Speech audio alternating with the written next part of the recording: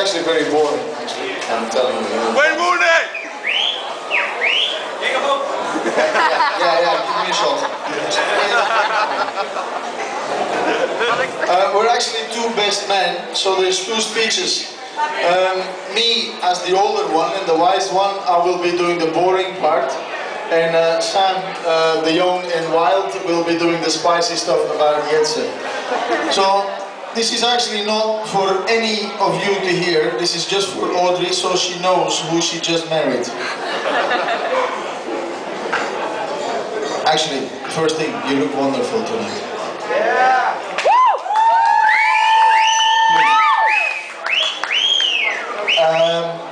Well, actually, I'll keep it very short. I'll try to keep it short because I know it's boring, but so you can continue your party. Jetse, a couple of facts about Jetse. So you, as I said, you know who you just married. Jetse was born, I can't remember, but no, the 6th of August 1983. You know where? Where? Ah, she knows actually. It's Surhuizen in Friesland, actually. He lived there till 1994, and during those years, he already developed most of those aspects of his character that we know him by today.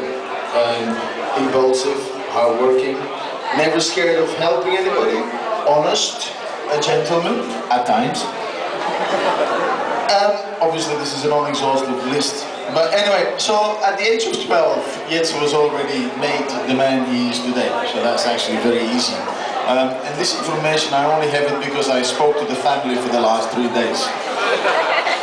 When he moved to France, he continued his life as a kid at school, and then decided to go study farming direction with the aspiration to continue in the family business. And then for some mysterious reason, it's an absolute mystery, and I'll let Jetse explain that to you one day, he said no to his father, that he didn't want to do it. So he decided to move down to the south of France, got a job there, got a job laying on the beach basically.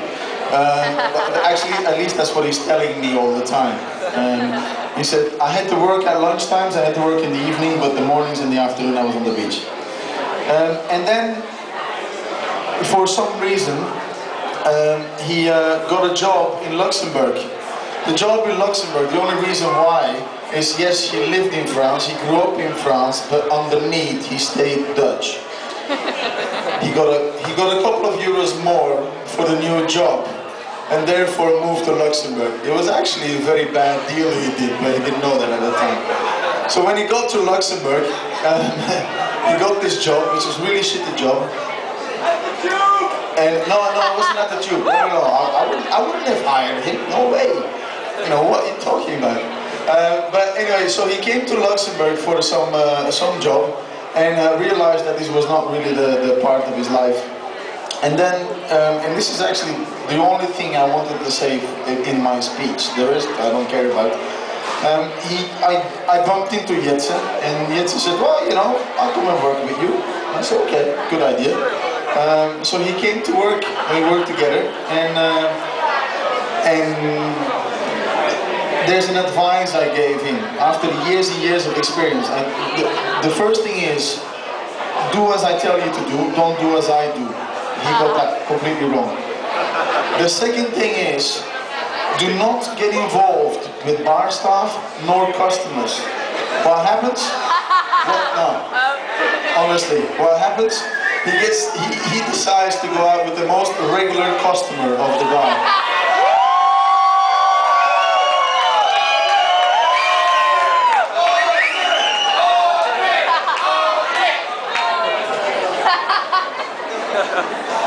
But anyway, but I suppose it was for all the best reasons, obviously.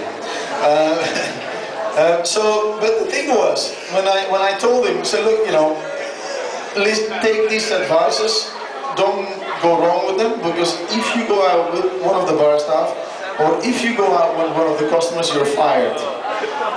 So they tried to keep this a secret to me, which didn't work anyway. So after a while, When he was very stressed, he told me anyway. So that's actually basically what I have to say. So all the nice things I have to say. So if one day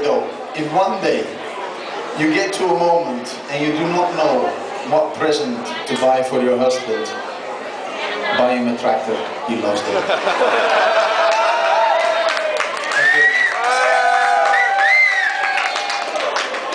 Okay, I just wanted to start by thanking all of you for being here today and making them. I would like to start by thanking everyone for being here today. You've made it an absolute success. Those of you from Luxembourg, it's amazing. Luxembourg! It's amazing how far you guys will travel for free food and drink.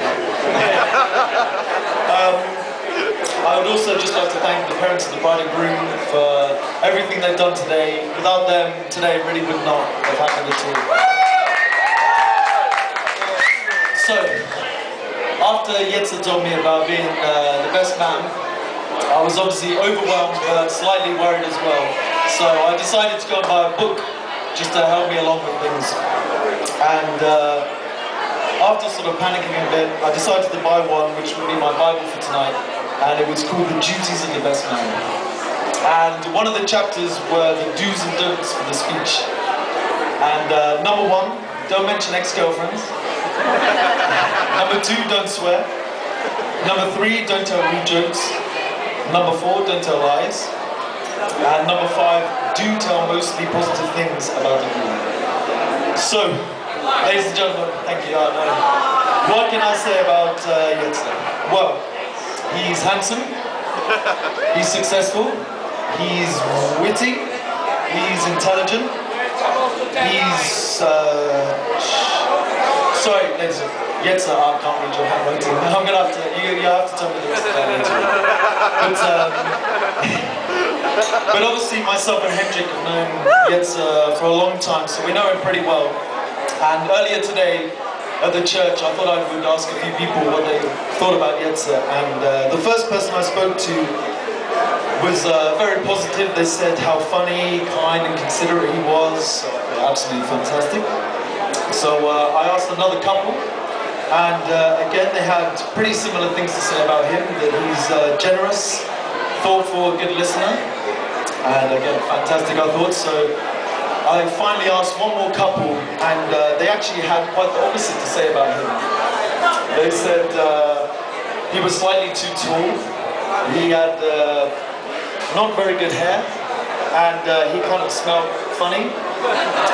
And I would just like to say thank you to Mr. and Mrs. Jones for answering that question with complete honesty.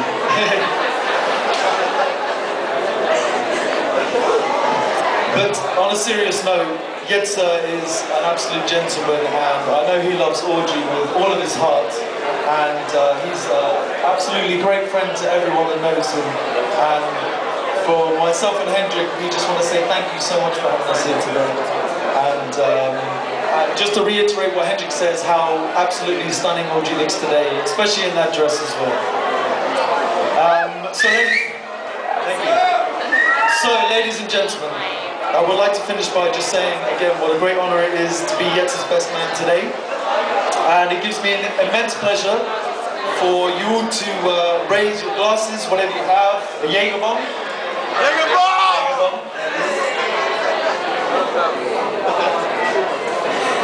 So please everyone, raise your glasses, and guys, we wish you every success in the future. We know it's going to be fantastic, and thank you everyone for being here today, and all the best. Cheers!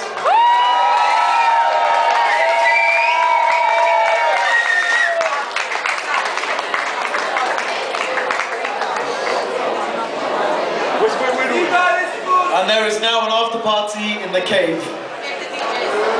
If the DJ's in there.